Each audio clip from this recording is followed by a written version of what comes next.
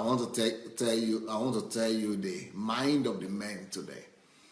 And it is because women don't know what men are thinking sometimes. That is why they they often have a lot of quarrel and conflict. But today I want to share with you the thought of men, what every husband or what every man wants to tell his wife or his future wife. So today's topic is what every man wants to tell his wife.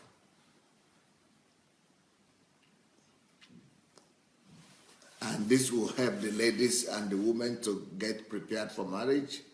And if you're already married, it will really help you to be able to understand your husband better, to be able to, plan your family better and be able to have better relationship at home. But today I'm not going to be talking to you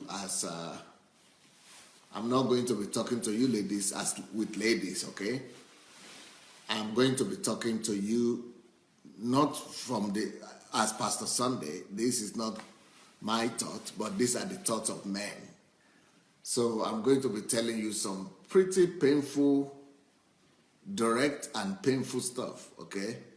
I'm going to be telling you some things that might not be, maybe they will not be painful, but for me, I think they will be painful for the ladies to hear. But as painful as they are, I think it's better for you to know them than not to know them. I think it is probably a dream for every lady to know these things that I want to talk about than for them to be divorcing. And because of the fact that these things are not known, that is why there are a lot of divorce out there. But with this knowledge, there will be, it's supposed to be a bit, things are supposed to be different, especially if the ladies will take this serious. So before I go ahead, I want to get the permission from the ladies. Because, like I said, these are not my thoughts. These are not my thoughts because I have worked on myself to relate to women differently, to respect women, to honor them, and to, I have understanding about women that ordinary men don't have. And about ordinary men are after their own interest. So before I go ahead, I need the permission of every lady in the house so that when the truth is coming across, it will not be as if this is too harsh, Pastor.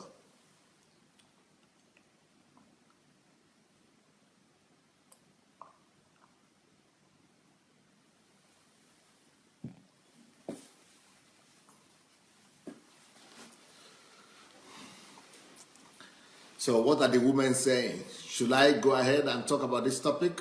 What every man wishes his wife knows or wants to tell his wife? Should I start? So everybody is saying, go ahead, Pastor. Fire on. Permission granted. Okay. Well, what are the things every man, like I said, that is not, every man doesn't include me personally, but probably there was a time that I also thought some of these thoughts before I upgraded myself. But every man wants to say this to his wife, especially if you are modern wife. If you are not, especially the men who are not living in Saudi Arabia or where the women don't have any rights at all and where women are totally oppressed. If you are that kind of man, maybe you don't want to say this because you already have everything you want. But if you are living in a free society where your wife also has some rights and where every man and woman is equal, every man is dreaming of these things that I want to tell you now. Number one, the number one cry of every man in the family either he's married already or he's not yet married or he's planning to marry, is this. Every man is dreaming and wants to tell his wife this, wants to tell, not just want to tell the wife, wants to scream in the ears of his wife. The first thing is this: listen, wife, you are not my leader, you are my helper. Okay? That is the first thing every man wants to tell his wife. Listen, wife, you are not my leader. You are my helper. Some of them actually say this, and maybe they say it in different ways or in different forms. Maybe they say it much more politely, or they say it much more harshly, but one way or the other, every man wishes his wife knows this. Every man wants his wife to be aware of this. And that is just it. Woman or wife, please listen. You, okay, Gladys is saying, that is right, sir. I heard that many, many times, Pastor. Okay, so women have come across that statement before. So women are writing here that, yes, we've heard that many, many times. And that is true. That is not just a word from the men. That is not just a statement from them. That statement is their cry, is their heart cry.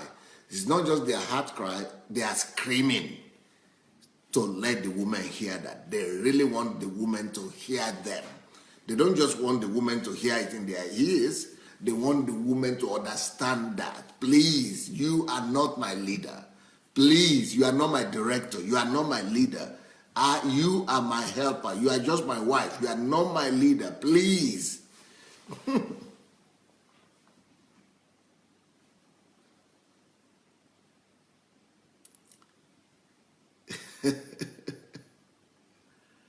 So, the reason why men think like this, and the reason why men want their wives to understand it, is because men don't expect their wives to be their critics. Men don't want their wives to be their critics. They want their wives to be their advisor, but not their critic.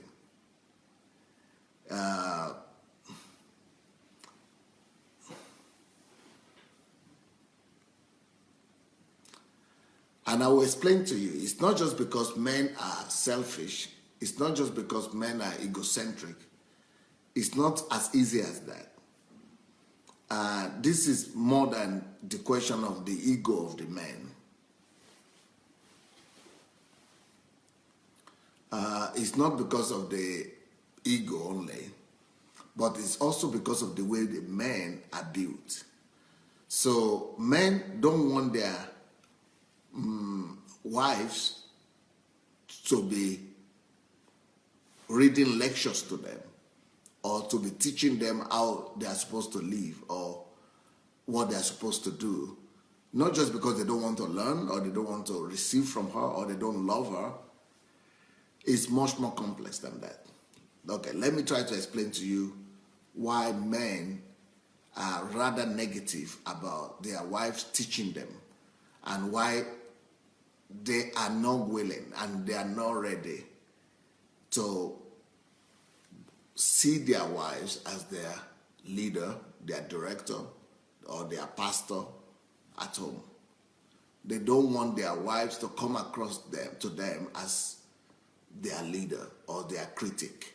They don't want their wife, they don't want to live in their own house, and then somebody living with them in their own house telling them what to do or how to do it. Every man wants to be the boss of his own house. Even if he cannot be the boss anywhere else, he wants to be the boss in his own house.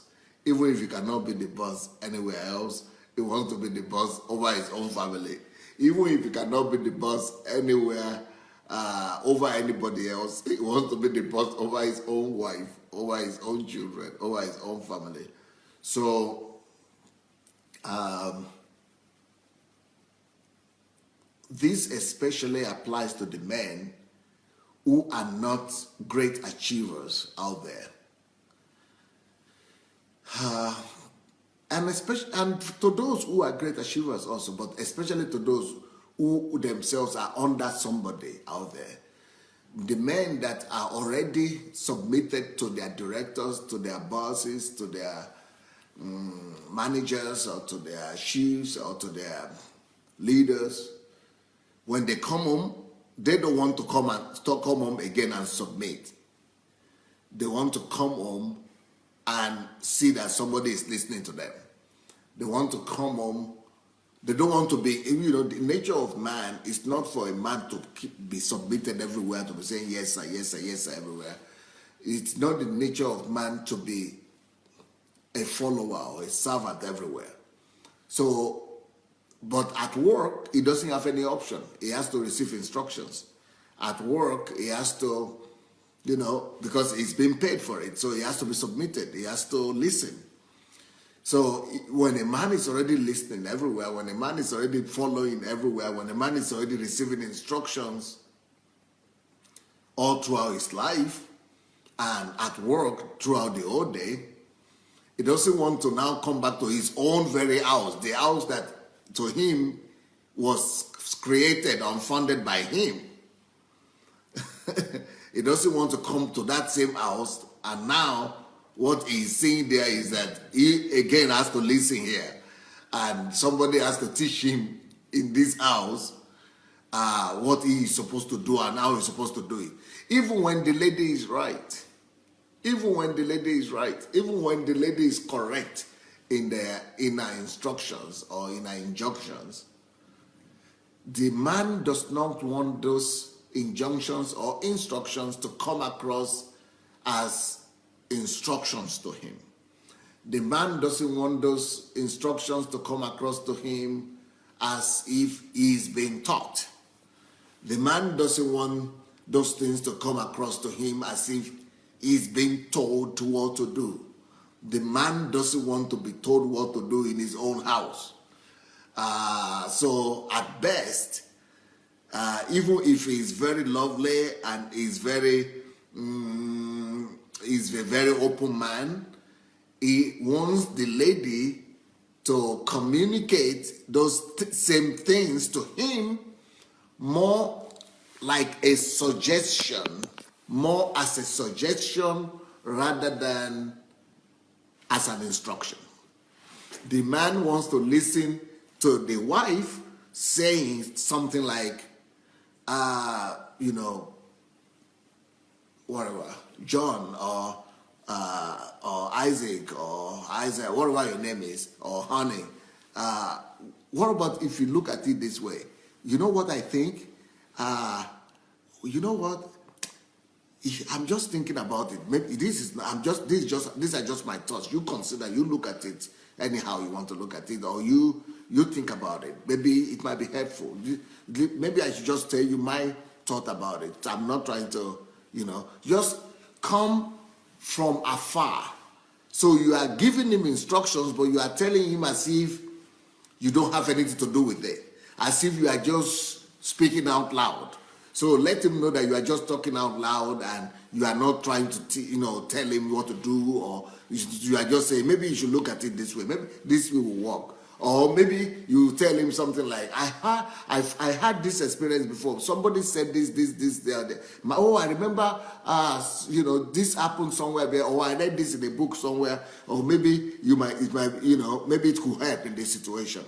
So if it comes across to him as if it's something that is totally coming from somewhere else, totally different, not from you, then he might be much more open to consider it, rather than if you are letting him know that, this is what you are supposed to do. I know. If you want to tell him that I know what to do, I know the answer, do this, and tell him that as an instruction,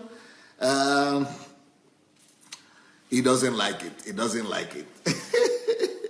So in that case, if you do that a few times, a man will come back to you and say, he might not say it quite like that, but with his reaction and with his response or body language, he will let you know that, hey, woman, I thought you are, who is the boss here? Who is the leader here?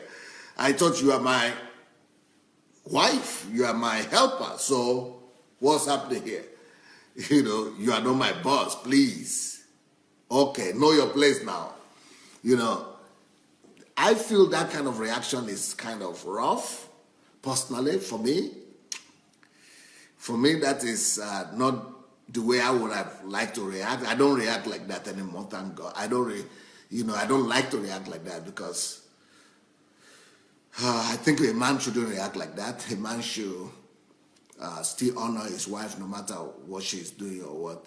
But just for you ladies to know, 99% of the men would react just like that. 99%, not just 90%, not 95%, 99% of men will react like that.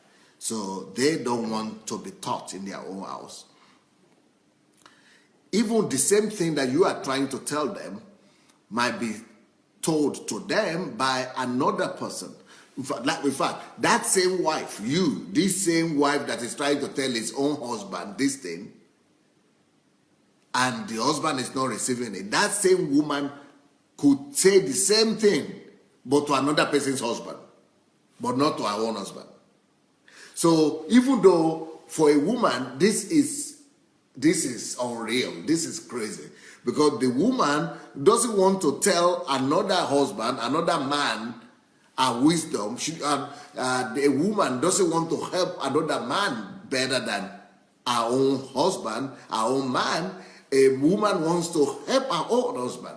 A woman wants to tell her own husband the truth. A woman wants to feel like, you are my husband. You should understand me better. I want to help you. I want our family to be successful. I want our family to get it. I want our family to know the truth. Let's work together. Let's talk together. Let me tell you what to do. I know it. I can help you. You are my husband. I will help you. Let's do it like this. Do it like this. Do it like this. But that is, even though you meant well, even though you intend to for the better and for the best for your family, but that man is not looking at it that way. He's looking at it from the side of himself being from the ego side. He's looking at it from the side of being forced to listen to his wife, and that's what he doesn't want to do. But if that same wife would say that to the friend, who is also a man, but has another wife, that friend will even thank you for it. That other man will even be grateful for that advice.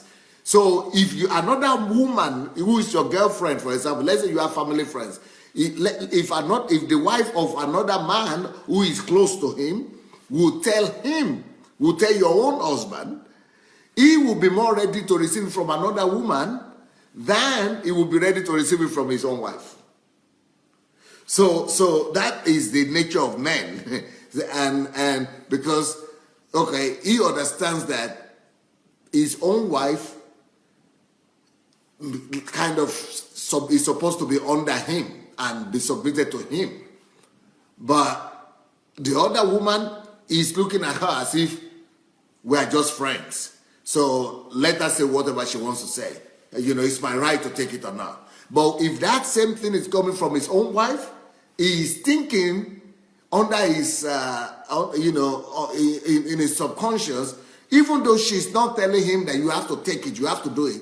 But he's thinking if she's my wife saying it. So in his own mind, the husband is thinking, if it's my wife saying this, she's expecting me to do it now. So I have a kind of moral obligation to her. If she's going to tell me this, she might ask tomorrow, why didn't you do what I told you to do? But you promised to do it. Or, why didn't I do it? So she might be thinking, he might be thinking, okay, if she tells me now, I will be under obligation to perform it. But if it's another woman who says it, or another man who says it from somewhere, You know, the person who doesn't have the right to come to me the next day and say, why didn't you do what I told you? But I told you this the other day, you didn't perform it. No, he doesn't feel any obligation to the other woman. He doesn't feel any obligation to the other person who suggested that to him. He's looking at whatever the other person said just as suggestion.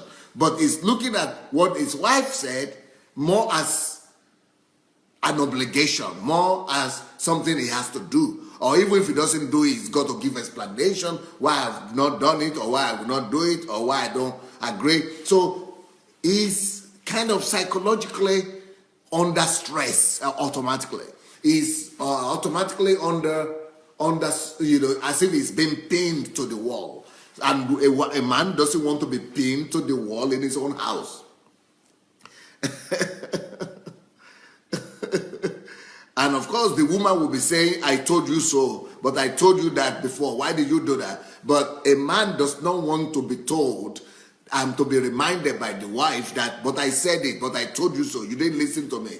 So he begins to think that is a kind of manipulative action or effort. So he will begin to say, she's trying to manipulate me, or she's trying to, you know, yeah. So these are the kind of things. The very first thing in the heart and the mind of every man is that every man wants to tell his own wife is that, princess or whatever, honey or whatever you call it, you call each other, you know, please, okay, if you want to say something, say it, but I want you to know right now that I'm not obliged to do whatever you are telling me. Or, okay, I'm listening to you, I will listen to you, but let me do my own thing. So a man doesn't want to kind of feel obliged to listen and do everything the wife is telling him to do. Now, that is on one hand, that is one of the reasons why a man does not want to see the wife as a director, as a boss, or as a leader. So a man is screaming with all his responses and action to the woman that, hey girl, look, please, you are not my leader. I thought you are just my wife. I thought you are my wife. I thought you are just my helper. You are just my assistant. You are just my helper, right? You are just my wife. So why do you think I have to listen to you? You know, you are my helper, but you are not my leader. You are not my leader.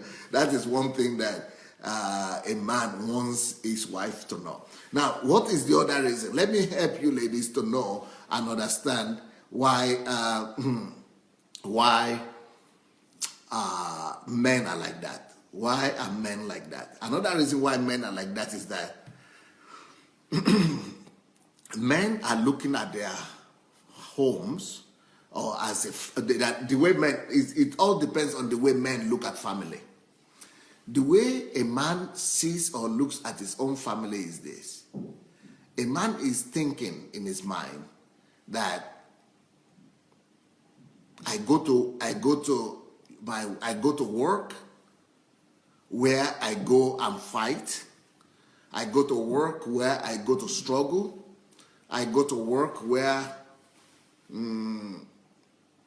that's it. To a man, job or work is a battlefield for him. So he's going to his job and going to work as a place where he goes to fight, as a battlefield, as a place where he's a stranger.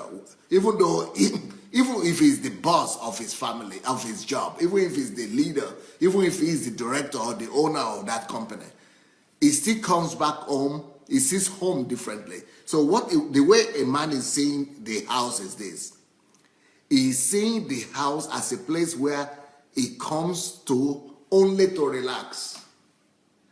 That is the mindset. That is the consciousness, subconscious mind of the man. A man is seeing his home, his family, as a place where he comes to just to switch off, just to totally switch off. You know, a man just wants to switch himself off. And so that is why women don't understand why is it that men don't want to help at home. All right? And women are always complaining, especially here in Europe.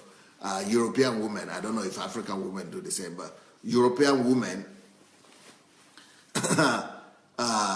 always complain, why is it that the man is not helping in the home or in the home front? Why is it that the husbands are not helping at home?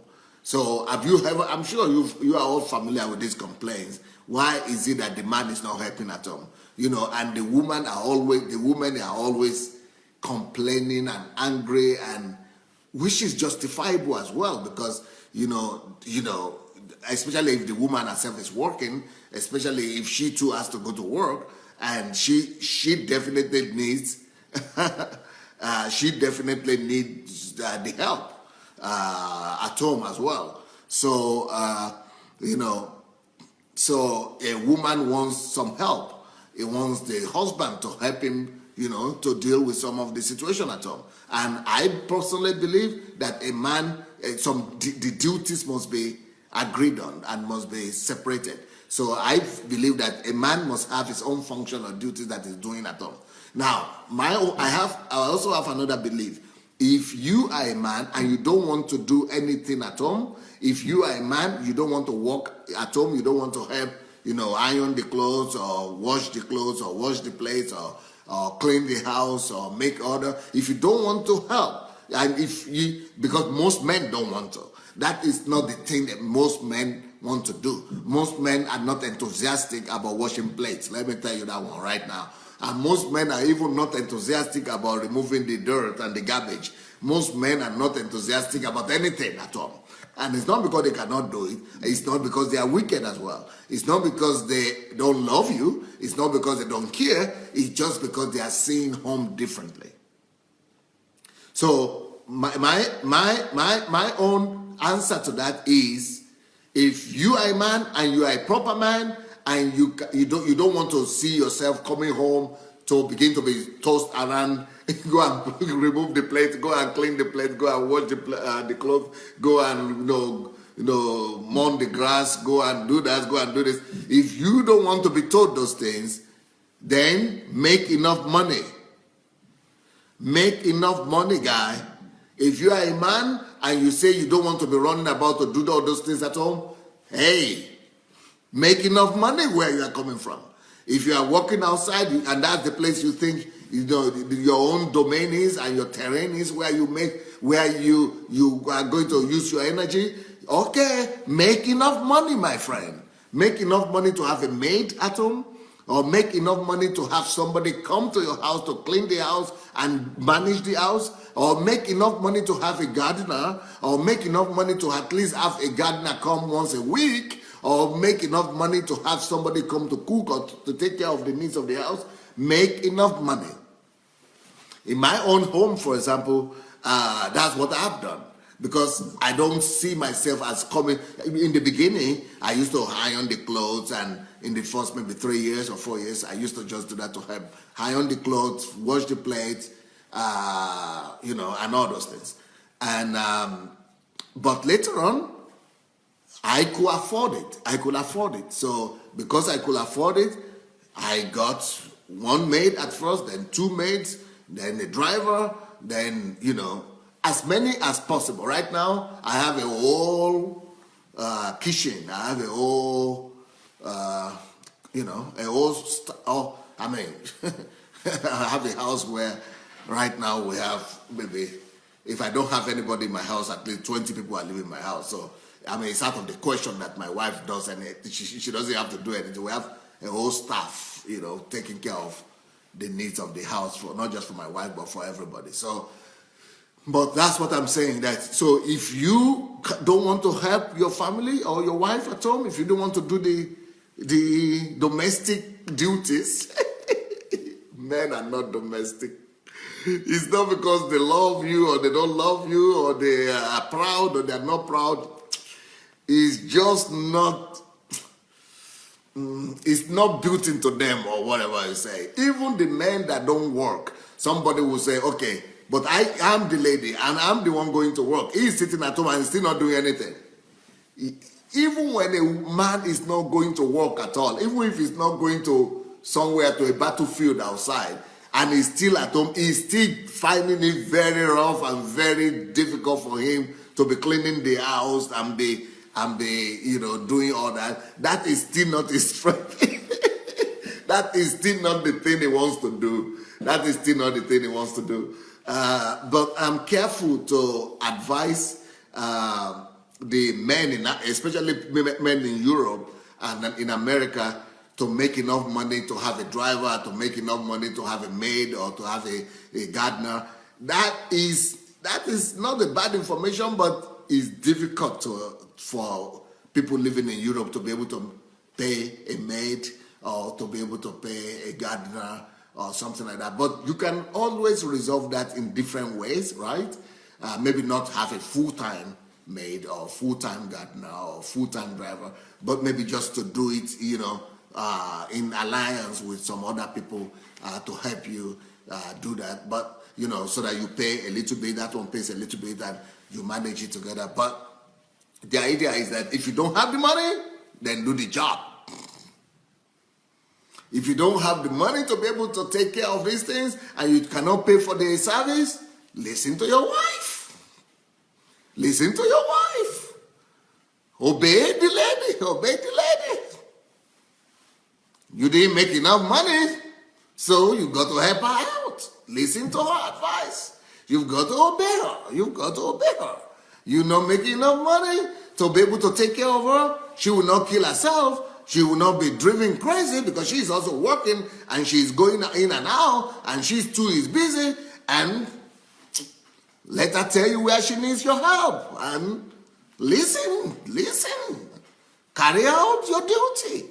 If you cannot make enough money to help her, if you cannot provide for all her needs, get to work. Get to work. Get to work, my dear.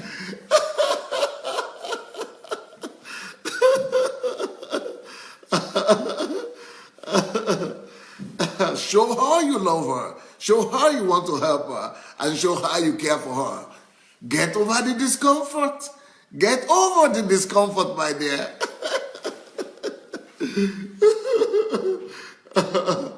All right. So, I still want to talk to you more about why men don't want to do anything at all. Why men don't want to do anything. Okay, for example, one of my pastors, not just one, a lot of them have come to me. They come to me all the time. I mean, the pastors' wives now are coming to me. Pastor's wife coming to me and say, Pastor, he's a good guy, but tell me, Pastor, but he's a pastor. These are pastors' wives, right? They say, but he's a pastor. And I cannot believe what he's doing. I said, what is he doing? He comes back from work and he watches television. Why does he have to watch television when I'm at home? Why does he have to what? I can't get it.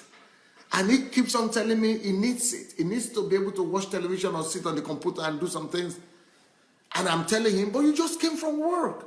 I am here. Sit with me. I need you to. Now, but he's supposed to know better. Is he not a pastor? He's supposed to know better. Is he not a spiritual man? So a spiritual man sitting by television watching football? Or such a spiritual man watching film? Pastor, I don't get it. What is going on?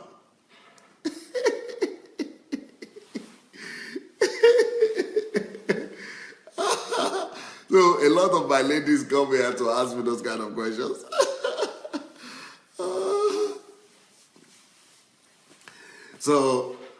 But the reason for that, and let me explain that to you now.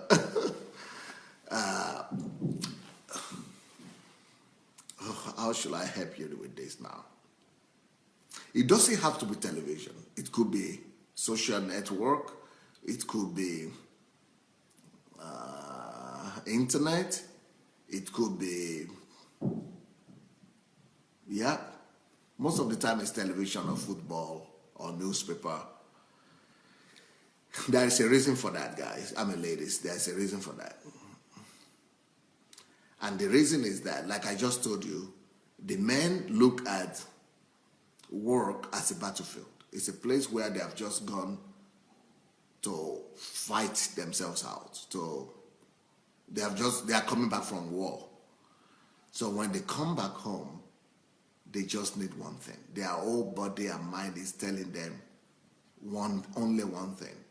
And that one thing is relaxation. It's just go and relax, just rest. Now, they could use the word rest, but really it's not rest as if they are tired. So it's not a question of being tired, or it's not a question of resting, physically resting. What they actually need is the need to divert a little bit. They need to be diverted. They need to switch activities. They need to be deflected. They need to be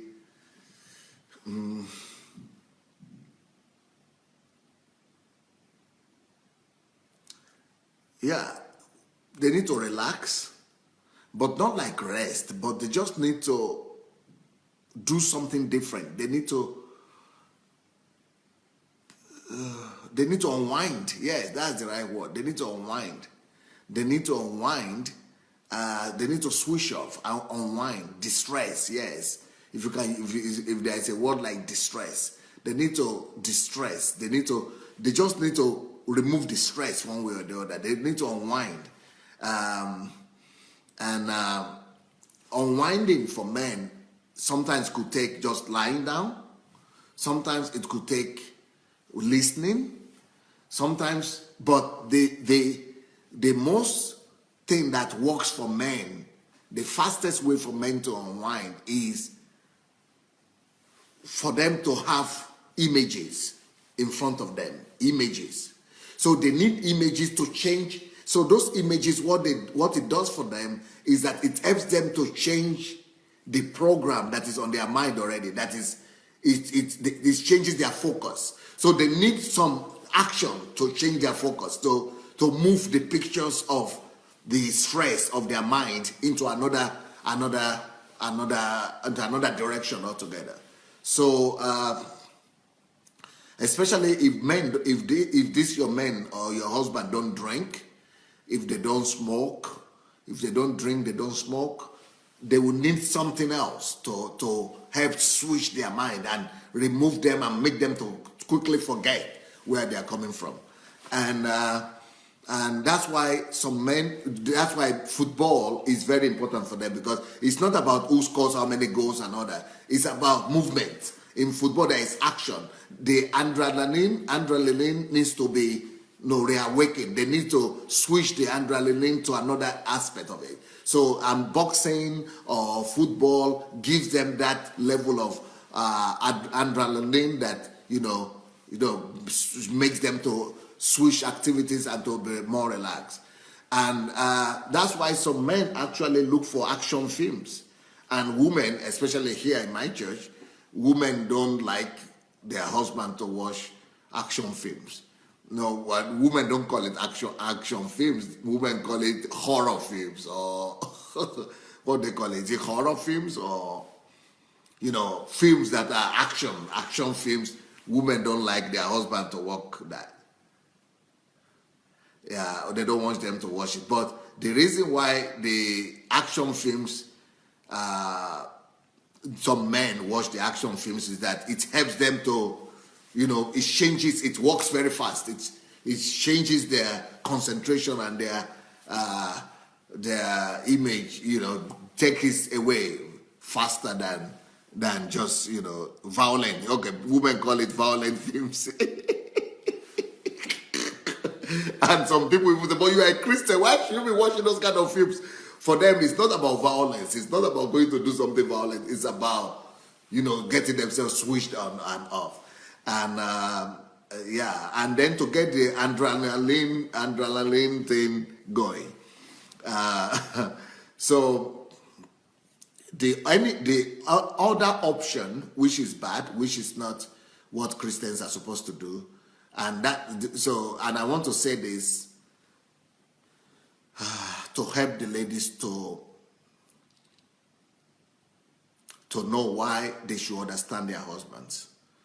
And again, I feel bad talking about this. What I'm about to say now is not a very good thing, rather horrible, but I have to say it.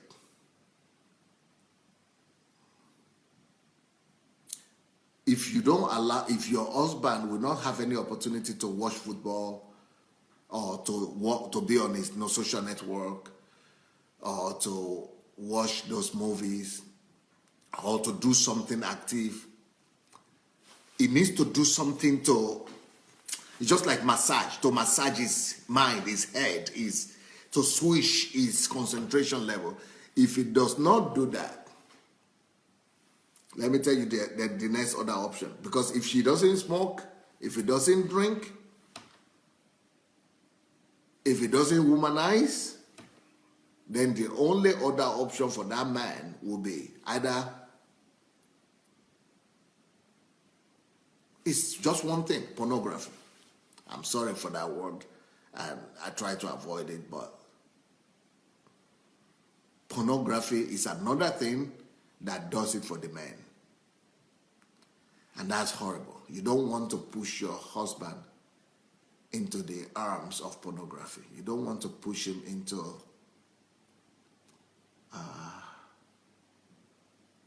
the embrace of pornography, because pornography is addictive, and pornography could kill him, and it could kill your family. But pornography works well for the man because it helps him, it stimulates his mind, and helps him to change. That it just removes him from whatever mood he was in, and that is bad. That is horrible, especially for the Christian man. But I just have to say it. If I don't say it, you might be wondering why men watch pornography. Because there are two things that work best to relax a man. So that's why sometimes a woman is not ready and a man wants to do sex all the time. Because the reason he's always asking for sex is because the only other thing that helps a man to relax and to unwind faster than television, faster than action films or horror films or whatever you call them, the only other thing that helps a man relax and unwind faster than games, faster than boxing and football and all those things is sex or pornography. And so I think women should understand why men always ask for sex. And let me tell you what, the more engaged a man is mentally, or the more demanding his work is mentally, the more he needs to unwind sexually. And sometimes it's awkward because sometimes it's not the right place, or it's not the right time, or it's just too much. But then he has to find another way to unwind. So if you are not available to offer him sex at any time, then he has to find a different way to unwind. So now, I am coming from Africa. Sometimes we don't understand why our fathers and our African men, why they are having 2 wives, 3 wives, 10 wives, 4 wives. Me being an adult now, you know what? I actually understand better now. I can give explanation for it. So that's why we must talk about these things, and we must be able to see the need of the man in actually, those wives that they are getting is just a way to unwind.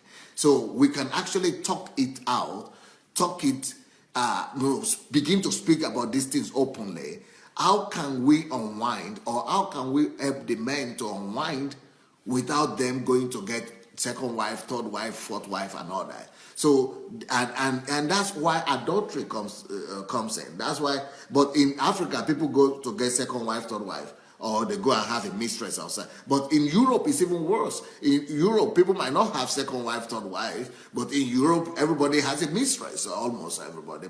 Or they are addicted to pornography. So it's the same way. Davida sent me a lady here on our platform. I don't think she's here today. Davida, she sent me a video one day. She sent me this video link last week. And a Nigerian woman, was raising a topic about, and she was really very emotional about African men. She's based in Nigeria, but she looks like a white lady to me, or she looks like half caste or white lady. And but she's a Nigerian because she's speaking Yoruba, and So anyway, so this lady was talking about the problem of men that she has come across in Nigeria, that almost all Nigerian, that's the way she came across, that all Nigerian men are, chronic adulterers, or polygamists, yeah. Chronic adulterers and multiple polygamists. She's a Christian, born again, and she's talking about born again, not born again. She's talking about men in general in Nigeria, that nothing is healing them, nothing is curing them. Why are they so chronic adulterers and multiple adulterers and chronic polygamists? And that this is a problem, and so many people were calling and writing, responding, because she was doing a live program. So all the men were just saying, yes, this is the way we are. Even these are Christian men, that men are pornographic. Not pornographic, polygamists by nature, which is true. But because we don't talk about these things, we kind of don't understand what is happening. And let me tell you what is happening is that, women, you need to know this, and I'm trying to help you. Men understand themselves, all right? But you women need to understand what is happening. And that's why I'm trying to talk about this a little bit. A man does not have to be promiscuous. A man does not have to be a serial polygamist. And a man does not have to be an adulterer. He does not have to. It does not have to. It doesn't have to. Believe me, it doesn't have to. But for him not to is a difficult thing for him. For him not to. In fact, for a man not to be adulterous or polygamist, he either has to have a very strong fear of God, number one, or he has 1, 2, 3, 4, at least 4 ways that he uses to unwind. Either he has a very big fear of God and is suppressing himself and his nature, or he has 3, 4, 5 ways of unwinding and of relaxing, or of switching himself off, or he has a very matured and very understanding wife.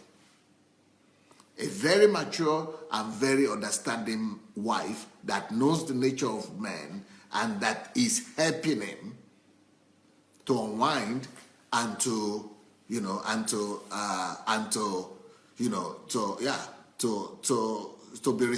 restored.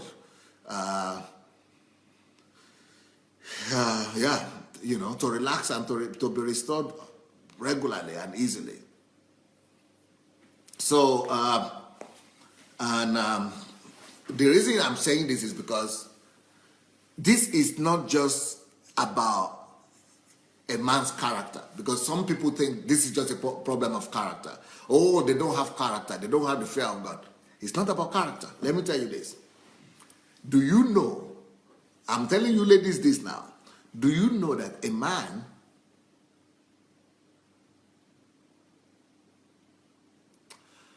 a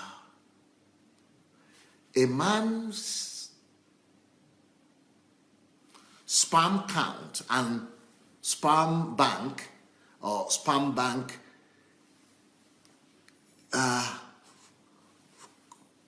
piles up and fills itself up automatically depending on the situation and stress is going through and everything. So this, either he likes it or not, the sperm bank fills up, and for different people it fills up with different intensity.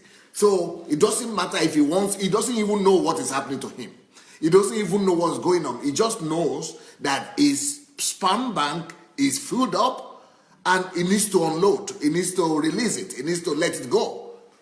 So you want to tell me the thing is filled up automatically and he needs to unload, and the wife is not there, or the wife that is not understanding, and or the wife that is not even knowing, that's not even aware of what's going on. She doesn't understand what's happening to him, and he still needs to release it. He still needs to unload it. He needs to let it go. He needs to release the whole thing. And what should he do? You know what he will do? He will release anyway. You know what he will do? I don't care if he's a bishop. I don't care if he's a GO. I don't care if he's an apostle. I don't care if he's a pastor 100 times. I don't care if he's anointed or if he's not anointed or I don't care if he sleeps in church or doesn't sleep in church. Or he will have to release. If his sperm bank is filled up, he cannot wait. He cannot wait till evening or till morning or till afternoon, or even if he tries to control it for a few hours or a few minutes, the thing has to come out. The thing has to come out. So it doesn't. It's not about holiness. No holiness. It's pure. It's not pure. He can. You know, the thing about men is this: with women, when a woman has sexual desires, a woman can switch her thought, and because our sexuality is connected to our thought life, because everything is intermingled. So for the woman can just switch the thought to another thing, and the sexuality, thought and the sexual desire and drive could cool down a little bit. But for the men don't have that. Men cannot switch off their sexuality. If it's coming and the thing is filled up and the sperm bank is filled up, okay, where will he throw them? Where will he throw it? Where should it disappear to if the thing is filled up? Where should the thing disappear to? He has to come out. And that is why masturbation is widespread about the men.